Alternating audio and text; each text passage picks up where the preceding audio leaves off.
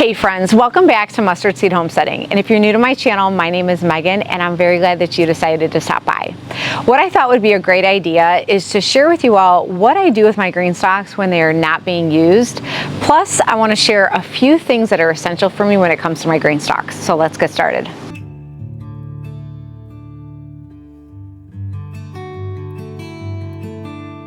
Before I get up and I show you the GreenStalks and what I do with them when they're not being used and all my favorite essentials for the GreenStalks, I thought it'd be worth to share with you some of the onions that I just recently harvested on my last garden tour and harvest video, because I think it's worth showing. If you're new to my channel or you didn't get a chance to see that video, I think it's worth seeing how large these onions got in a GreenStalk. So these are my 3 largest onions that I grew in the GreenStalk, and I measured the circumference of one of them because I was just so surprised at how large they got, because I watched these get larger over time. And I've shared them on the GreenStalk garden tours and harvest over time, and they never got, like, they were growing, you know, so I didn't know how big they were gonna get. But the measurement of the circumference of one of the largest ones was 16 inches. And this just took my excitement for GreenStalks to a whole nother level, you guys, that I don't even have words. I'm just beyond excited. So now I know there are times where me personally, there's times where I'm not using the GreenStalks. This video is to help you to make sure that you don't dry out your GreenStalks and that you can reuse your soil. And that's my goal, is to show you that and what it is that I do to make sure that it doesn't happen.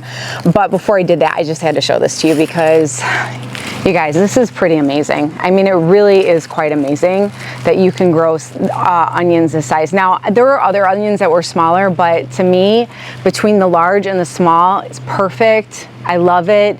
And this is what I'll be doing every year. So I wanted to show this to you. Now let's go take a look at the GreenStalks. All right, friends, well, I thought I'd show you all the GreenStalks on the driveway first. I do have 2 in the back, but they are fully planted, so I thought I'd just focus on the ones here in the driveway. Now, there's always going to be some GreenStalks that are planted all the time, and I'll just replenish with soil over time. So for instance, these 2 are my strawberry towers with mint on top. This is my perennial tower with mint on top. And then these are designated for onions, so there's going to be a time where these are not being used. Then these 2 are for whatever season we're in. So right now I'm growing tomatoes, and there's mint on top of that one as well, but tomatoes, peppers, basil. And then these 4 are designated for garlic, and then the last 2 are designated for sweet potatoes. And then the last 2 back here, or the other 2 I should say, against the wall, are designated for potatoes. So my goal with this video is to explain to you what I do with the GreenStalks, like for instance the onions, as well as the garlic, the sweet potatoes, and the potatoes when they are not being used. So for this video, we're going to use the potato GreenStalks as an example. So for instance, these are not going to be used for several months. I am actually getting some potatoes ready to plant for a fall planting, but in the meantime, these are not being used at all. So here's what I do. Now, when it comes to the soil, I do want to mention something about the soil. I do not throw my soil away. Now, if there was an infestation or disease and I tried really hard to clean up the soil and make it healthy again and I couldn't, I would absolutely throw it away. But I have been very fortunate, you guys. I have not had to throw any of the soil away in any of these GreenStalks. Every single one of these, I've kept the soil, and all I've done is just replenish the soil on top, because, you know, regardless of whether you're growing in a GreenStalk, a raised bed, bags, or buckets, the soil always starts to deplete and you always have to top it off and freshen it up. And so I've not had to do that, meaning I've not had to throw the soil away and start fresh. I've always just replenished the top. But what I did, once I harvested all of the potatoes from these GreenStalks, I left the soil in the GreenStalks, and then I came around and I topped it off with this straw. Now, if you have seen any of my videos, any of my tours, you're gonna see that I have straw literally on everything, and I'll show you. I just have it. Now there's some that I may need to replenish here and there, but there's straw on every single one of these bags, every single GreenStalk, everything back there. I have to mow Don't mind that. Everything has straw, and I'm going to tell you a few reasons why I straw.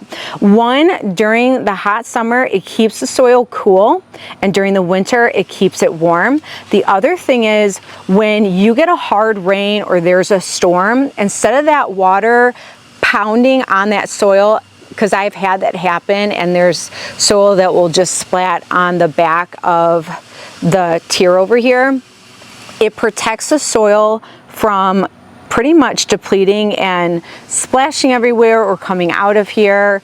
And then it also keeps the soil moist, you guys. So the other thing is I will water this at least once a week to keep the soil healthy and not turn hard and dry, because you do not want hard, dry soil. So let me show you quickly. Let me make sure I can get this focused and zoom in, because I'm going to pull the straw back so you can see what I'm talking about. Let's see here. So you see how moist the soil looks? Let me show you a little bit of the soil. You can see it looks very healthy. It doesn't look dried out. I actually do need to water. We're going to actually water these again probably today or tomorrow just to keep it moist, but you can see it doesn't look dry or brittle.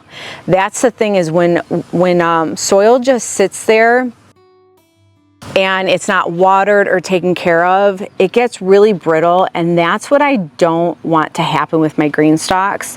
So I will straw everything. I will water at least once or twice a week, depending on the temperatures, depending on how hot it's been or cool, either way. And I will keep these waters so that, you guys, when I'm ready to go plant my potatoes for the fall, all I have to do is push that straw back. I'll put a little bit of my potato fertilizer in there, plant my potato, probably top it off with a little bit more soil, because you can see it depleted a little bit. And that's it, I'm done. I'm good to go, because what this does is it helps these green stalks get ready for the next planting. Now I want to show you a couple of the green stalks. You can see that just everything has straw in there, even with the plants. By the way, you guys, I don't know about you, but I had horrible Japanese beetles this year, and I'm so happy to report, what a little stinker. You crawled right up there and started a strawberry plant. Oh my gosh, you guys, I'm sorry. This has nothing to do with the video, but I just realized as the stinging nettle just stung me over here, because I'm not paying attention, it just came up and rooted itself up here with the mint. And you know, mint is very invasive, so that's funny. I'm going to unfortunately have to move that, but I just wanted to show you what it looks like, how I have it strawed with the plants in there. And what this does is also really helps to protect the plants. My camera doesn't want to focus right now. I'm sorry, you guys. There we go, that's better. But it helps the plants, the roots too. That's another thing I wanted to not forget, is it helps with the roots, because I remember the first year I gardened, and I think I only had 1 or 2 green stalks at the time. And I remember I didn't straw. I do need to add a little bit more straw to these onions. I didn't straw, and I could actually see the roots kind of on the surface of the soil. And so the straw has helped a lot with protecting the roots of the plants as well. Now, do you have to use straw? No, I mean, you can use whatever works for you as far as a mulch. The idea is just to protect the soil so that you're also protecting the plant at the same time. So whatever you want to use, go for it and use it. I just prefer to use the straw. This has worked very, very well for me, and that's just kind of what I stuck with. Now I am going to show you the soil as well as the straw in just a minute. I just wanted to walk around and kind of talk about things and explain things to you as we go.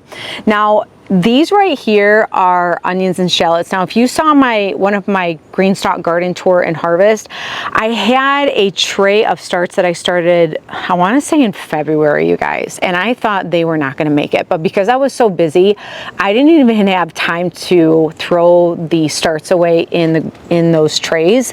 And then all of a sudden they started growing and looking like this and beautiful and lush, and I'm like, well, I can't throw you away now. And then once these were all harvested from those onions we harvested the last couple of tours, I'm like, you know what? I'm not using these anyways, so I'm just gonna throw them in here and experiment. And so that's what I'm doing right now. So these are being used at the moment, but if they weren't, I would definitely top them off with straw and just keep these watered. Okay, sorry you guys, I got really sidetracked, but what I meant to say is I'm happy to report, I'm sure you can see all these holes. I had really bad Japanese beetles and they are finally pretty much gone. I have not seen them anywhere, but they did some damage this year. So I'm very happy to report that I think we're done with the Japanese beetles. And with my 4 garlic towers, I'm not really planning on planting anything in here. If I do, it's going to be kale. Now these that you see here, I just want to quickly mention those, all of these, except for these, I did put those in there a while back. But all this Tulsi holy basil, you guys, was all volunteer plants. So I want to say it was probably this tower, oops, sorry. It was probably this tower that had the Tulsi holy basil, and so seed fell, and these are all volunteer plants, so I'm not going to get rid of them. And then you can see there's a few kale plants. So if I do anything, it'll only be some kale plants in here, but for the most part, I'm probably just going to keep the straw on here to make sure that this stays moist. You can see that looks very, very, very moist, healthy soil, and just keep it that way so that when it comes time to planting garlic, because it'll be here before you know it, then these are ready to go. Now what I want to do is show you some of the essentials that I find to be important when it comes to using my GreenStalks. The first thing I want to show you is the potting soil that I use. Now I have used Bacto soil since I started using my GreenStalks, but this year I decided to use this potting soil called Happy Frog from Fox Farm. And you guys, I really, really love this soil. I love Bacto too, but this has been really good, and I'm finding that my garden is really loving this. Now, I have used this brand for a fertilizer, and I've really enjoyed their fertilizer. In fact, I use that for my seed starts when I'm getting my plants ready for the spring and summertime. And so I use that. I've also actually used it in some of my beds this year, and they're doing really, really good. So this is the first thing I want to show you. Is this potting soil is one of my #1 essentials for the GreenStalks. My next essential is this garden straw by Healthy Straw. So I've actually spoke with one of the, actually probably about 2 or 3 people from this company, and I can't say enough about the customer service. They're amazing. They're out of Canada.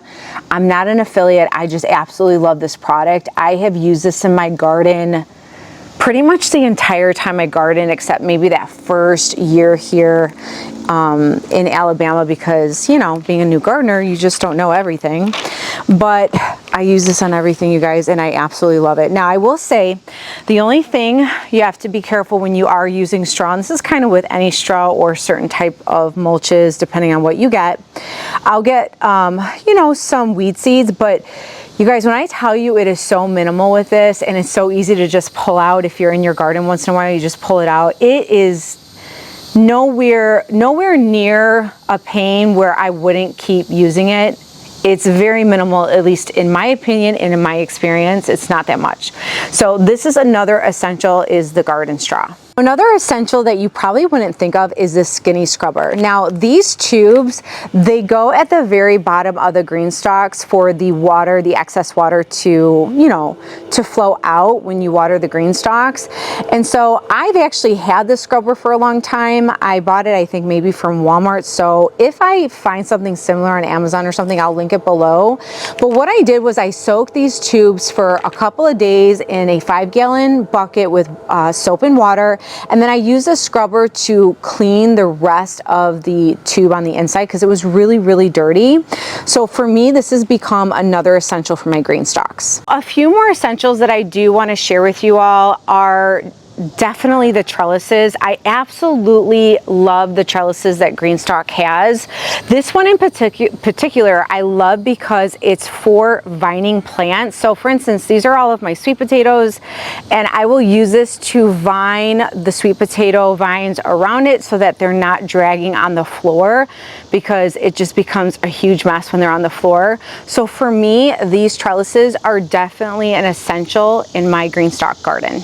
Another essential of mine are bamboo sticks as well as clips, and their newest other trellis system, which you can hopefully see.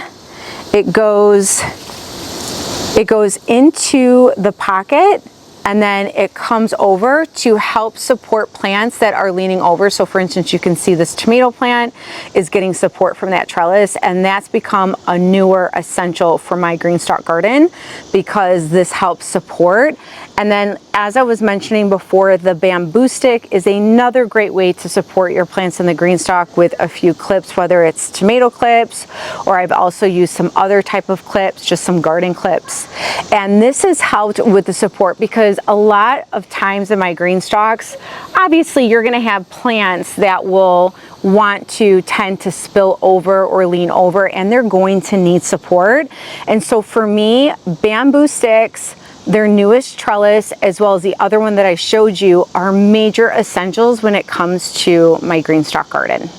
And then last but not least, my last main GreenStalk garden essential are these rollers. Now, I recently did get the spinner, but all the ones that are on my driveway are all rollers. So for me, I have to have rollers because one of the great things about GreenStalks is just the versatility of being able to move it around, grow a lot in one small space. And so I would say having the rollers. Now, if you have a spot in your garden that does not need the rollers and it's going to just stay there and you know it's going to stay there, then that's fine. Then I wouldn't even, me personally, I wouldn't even get the rollers. But because I do move my GreenStalks around to either, sweep, clean, or there's too much sun or not enough sun, the rollers are an absolute must when it comes to my GreenStalk garden. But as I was saying earlier, I did recently just get the spinner, and you guys, oh my word, do I love it so much. I kind of wish I would have gotten the spinner and rollers on all of these, but I was also trying to not spend a huge amount of money when I was first getting these. So I was just trying to stay as basic as possible, and I at least got the rollers, but I will say the spinners are very amazing. So this would be my last essential that I find to be very important when having my GreenStalks. All right, friends, well, I hope in some way this was really helpful for you. I know for me, when I first started gardening, I did not know about soil health, watering, mulching. All of this was really kind of foreign to me because I wasn't raised on gardening, and I pretty much self-taught myself when it comes to gardening through YouTube and just experience. So I thought by sharing what it is that I do with my GreenStalks when they're not being used would be very helpful for you. So just to recap, all I do is I keep the soil as is, unless there's an infestation or some sort of a disease, and I would throw it away. But I keep the soil in there, I put some straw on top, and then I keep it watered just to keep it healthy and moist and ready for the next planting. And when it comes to the essentials, I know there's probably room to add more to that list, but I wanted to share what's been working best for me from the soil, the straw, the scrubber, the trellises, as well as the spinners and the rollers, which right now are my favorite because they just make my life so much easier. But I also want to ask you guys if there are some essentials or tools or anything that you use with your GreenStalks that has been a game changer or has helped you a lot. Please leave them in the comments below. I know others would love to read it, and especially me, I would love to hear what has helped you with your GreenStalks. So friends, thanks so much for stopping by, and I really look forward to seeing you guys next time. And always remember, friends, I want you to be encouraged and then stay encouraged and always stay inspired. And I'll see y'all next time.